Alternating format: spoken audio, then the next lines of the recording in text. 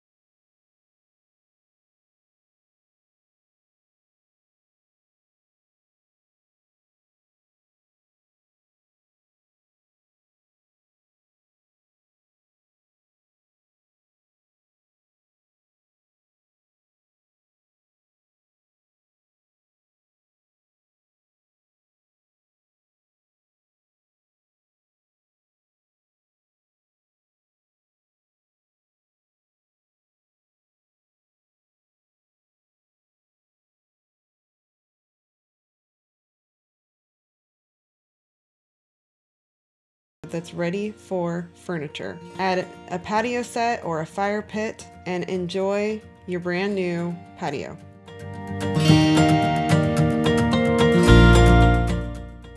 Hey guys, I hope this video was helpful. I have linked all the products that we use in the description. As always, if you have any questions, please feel free to leave me a comment, and we will see you next time.